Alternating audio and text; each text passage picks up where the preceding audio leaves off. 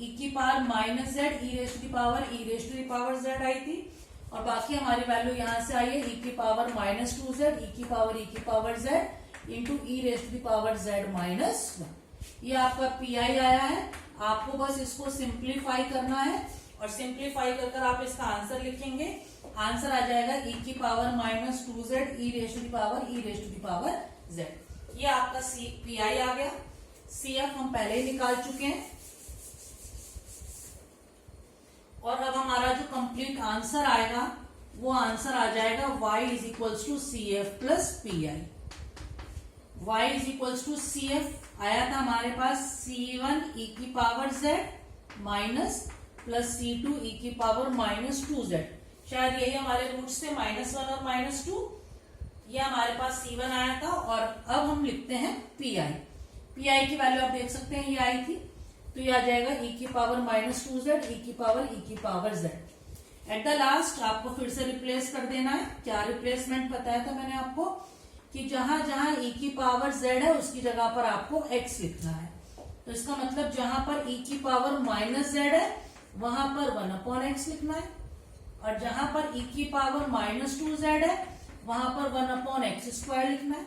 तो देखिए y की वैल्यू क्या बनकर आ रही है, ये आ गई c1/x plus c2/x²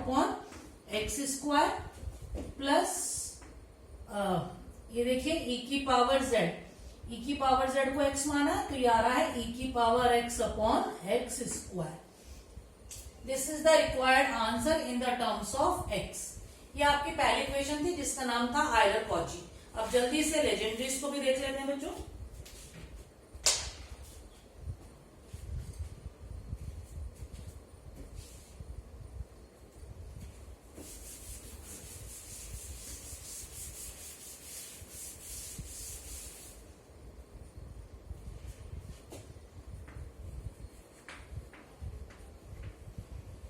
Legendry's differential equation।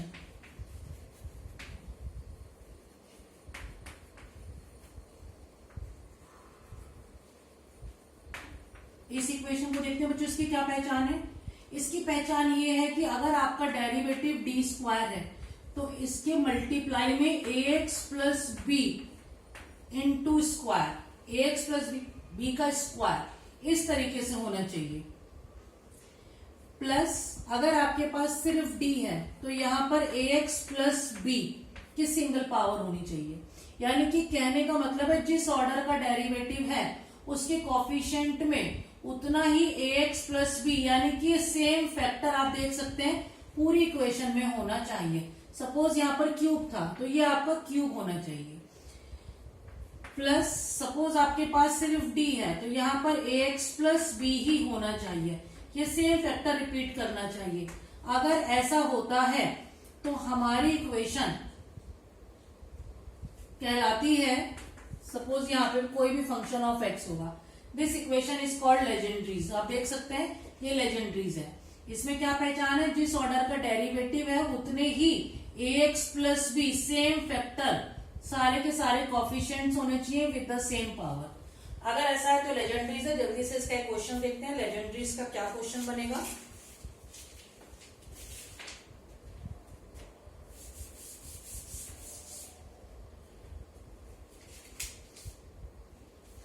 पहले इसका प्रोसेस देख लेते हैं। प्रोसेस क्या होता है, सबसे पहले हम इसको कन्वर्ट करेंगे, यानी कि लेजेंडरीज को भी कन्वर्ट करेंगे into constant coefficient equation.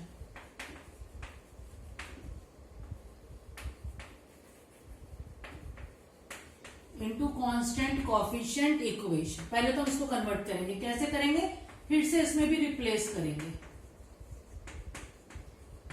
Left hand side में क्या रिप्लेसमेंट करेंगे, लेफ्ट हैंड साइड में जहां जहां ax प्लस बी की पावर n और d की पावर n इंटू वाई होगा उसको आप लिखेंगे a की power n d dash into Y, d dash की power n into y.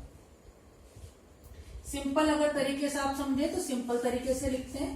Suppose आपके पास है ax plus b cube D cube y, suppose ये है, तो आप इसको लिखेंगे a cube D dash cube into y. Suppose आपके पास क्वेश्चन में ax प्लस बी का स्क्वायर है और डी स्क्वायर इंटू वाई है, तो आप इसको लिखेंगे A square D dash square into Y. ऐसे रिप्लेसमेंट्स आपको करने हैं लेफ्ट हैंड साइड पर। अब देखते हैं इसके राइट साइड पर क्या रिप्लेसमेंट होंगे।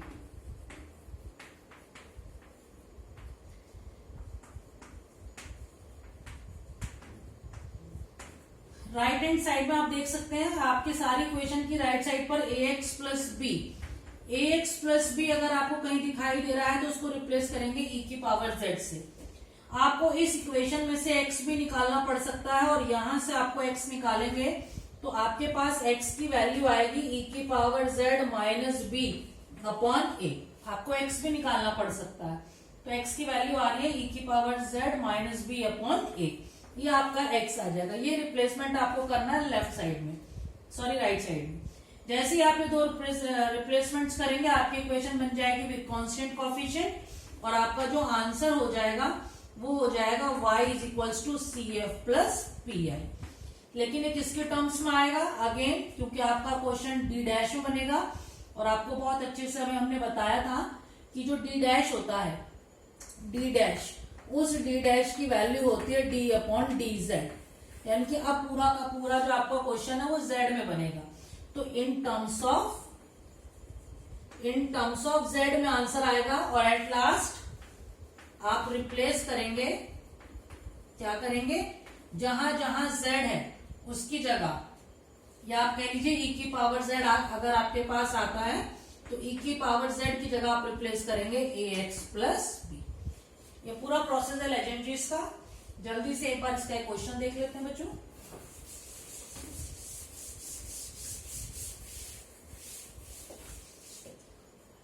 Question is solve.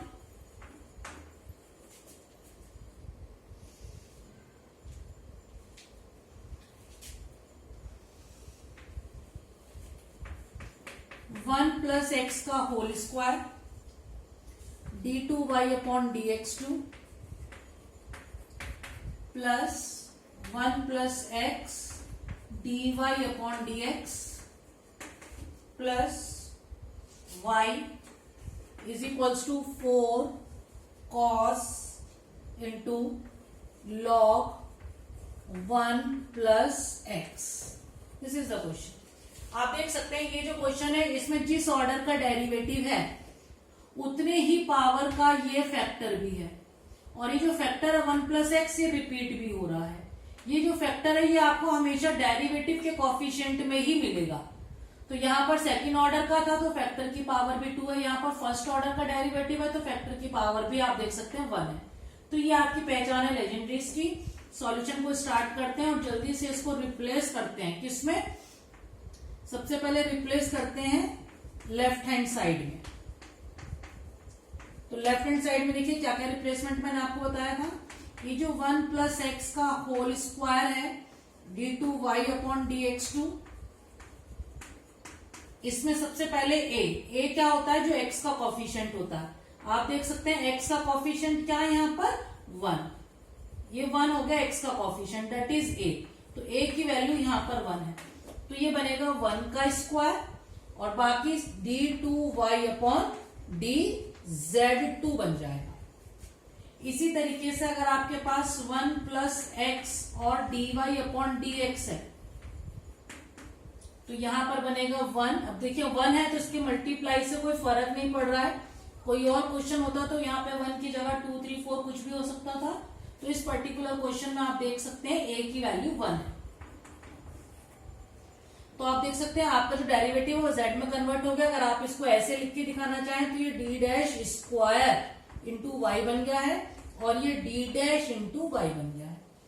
ये हमने चेंज करा है लेफ्ट हैंड साइड में। आप देख सकते हैं लेफ्ट साइड में 2 ही डेरिवेटिव है, इसलिए 2 रिप्लेसमेंट्स हुए। अब जल्दी से रिप्लेसमेंट करते हैं राइट हैंड साइड में और देखते हैं राइट हैंड साइड में क्या रिप्लेसमेंट बन रहा है। राइट हैंड साइड पर मैंने आपको बताया था कि ये जो भी फैक्टर होता है, जैसे 1 प्लस एक्स, यहाँ पर भी 1 प्लस एक्स है तो इस 1 प्लस एक्स को ही e की पावर z मानेंगे। तो यहां से 1 प्लस एक्स को e की पावर z मानेंगे और अगर आपको कहीं से x निकालना पड़ जाए तो बन जाएगा e की पावर z माइनस 1। और अगर आपके क्वेश्चन में log 1 प्लस एक्स है सपोज, तो उसकी जगह पर आप लिखेंगे z। तो आपको एक z का रिप्लेसमेंट भी चाहिए, क्योंकि आखिर में आपको z को बदलना है इन टर्म्स ऑफ x। तो ये रिप्लेसमेंट्स आ गए।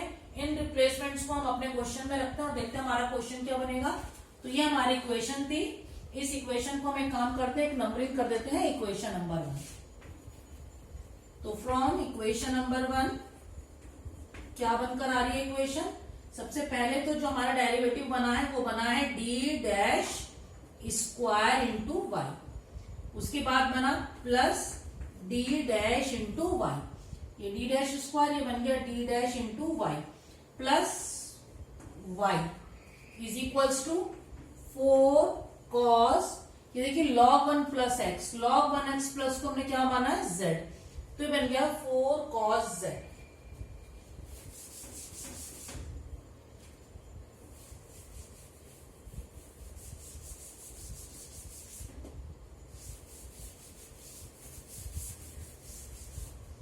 ये इक्वेशन बनकर आ गई। अगर आपको इक्वेशन ये देखने में थोड़ा अजीब लग रही है तो आप इसको ऐसे भी लिख सकते हैं d2y upon dz2 plus dy upon dz plus y is equals to 4 cos z। आप देख सकते हैं कि आपकी जो इक्वेशन है वो z में बनकर आ गई है। तो इसका मतलब जैसे ही लेजेंडरी को आपने कन्वर्ट करा कांस्टेंट कोफिशिएंट में, तो ये बनकर आ गई है इन टर्म्स ऑफ z। आप देखेंगे ये जो डेरिवेटिव है इसका कोफिशिएंट 1 है और इसका कोफिशिएंट भी 1 है, तो ये बन गई विद कांस्टेंट कोफिशिएंट।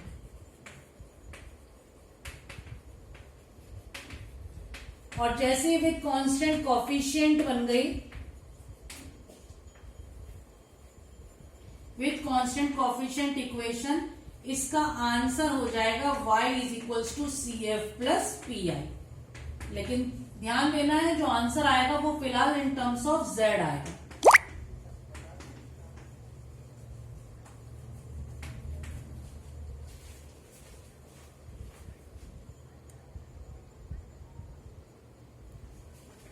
z की टर्म्स में आ जाएगा। अब जल्दी से हम लोग सी एफ निकाल लेते हैं और देखते हैं क्या बनेगा।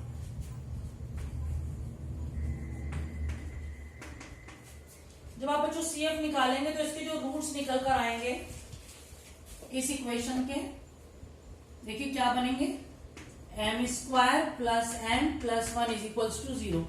श्रीधराचार्य रूल लगाएंगे और इसके जो रूट्स निकल कर आएंगे वो आ जाएगा प्लस माइनस आयोटा, जिसको आप 0 भी कह सकते हैं। तो यहां से अल्फा की वैल्यू 0 आ रही है और बीटा की वैल्यू 1 आ रही है। तो जो आपके पास सी एफ आया उसकी फॉर्मूला था ई की पावर अल्फा एक्स, एक्स की जगह क्या लिखेंगे z, c1 cos beta z plus c2 sin beta z, ये बनेगा। तो यहां से आपके पास अल्फा की वैल्यू 0 है, तो ये आ जाएगा c1 cos beta z, beta की वैल्यू 1 है, और c2 sin z। ये तो आपका बच्चों CF आ गया। अब हमें निकालना है PI। PI के लिए 1/FD, FD देख लीजिए क्या निकल कर आ रहा है आपके पास, ये आ रहा है डी स्क्वायर, इसको आप डी डैश बोलिए, D dash square plus D dash plus 1, ये FD आ गया। और यहां से आप देख सकते हैं ये लिखा है 4 cos z, क्योंकि cos आ गया तो इसका मतलब PI का कौन सा केस लगेगा, इसमें PI का केस लगेगा 2। केस 2 क्या कहता है, और आप यहां से a की वैल्यू भी देख सकते हैं, a की वैल्यू 1 है। केस 2 क्या कहता था कि जहां जहां आपका डी स्क्वायर है, डी स्क्वायर, तो यहां पर आ जाएगा डी डैश स्क्वायर, उसको क्या लिखना है माइनस का a स्क्वायर। तो देखेंगे जरा a की वैल्यू क्या है 1, तो बन जाएगा माइनस का 1। तो जहां जहां डी डैश स्क्वायर है उसकी जगह माइनस का 1, जहां पर डी डैश है उसकी जगह पर डी डैश ही छोड़ देंगे, डी डैश को डी डैश ही लिखेंगे।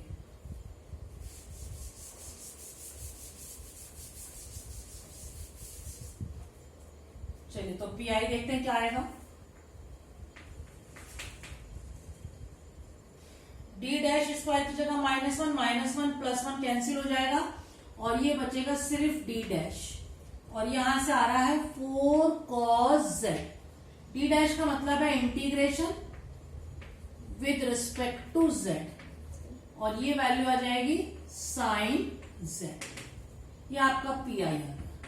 तो y की वैल्यू क्या आ गई, आपका आंसर क्या आ गया, CF प्लस पी आई, यानी कि y की वैल्यू आ गई C1 cos z plus C2 sin z, that is CF, and P I आ गया प्लस साइन z।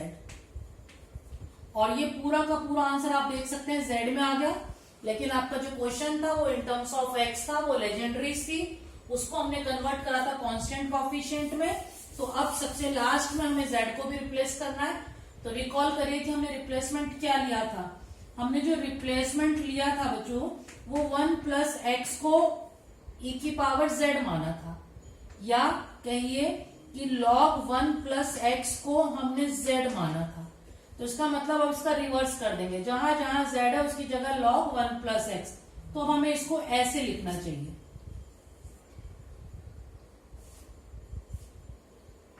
इसको अब हम रिवर्स कर देते हैं, तो हमें ये ऐसे लिखना चाहिए। तो इसका मतलब जहां जहां e की पावर z है उसकी जगह 1 प्लस एक्स, और जहां z है उसकी जगह log 1 प्लस एक्स। तो ये y इक्वल्स टू आ जाएगा C1 cos log 1 plus x plus C2 sin log 1 plus x plus 4 sin z, और z की जगह हमने क्या दिया, log 1 प्लस एक्स। आप देख सकते हैं this is the answer in terms of x, this is our final answer. ये जो टॉपिक था इसको कहते हैं होमोजीनियस लीनियर डिफरेंशियल इक्वेशन। दो तरीके की थी, आइलर कॉचीज और लेजेंडरीज। आई होप आपको ये समझ में आया होगा। चलिए, this is enough for the day. Thanks everyone, thank you so much.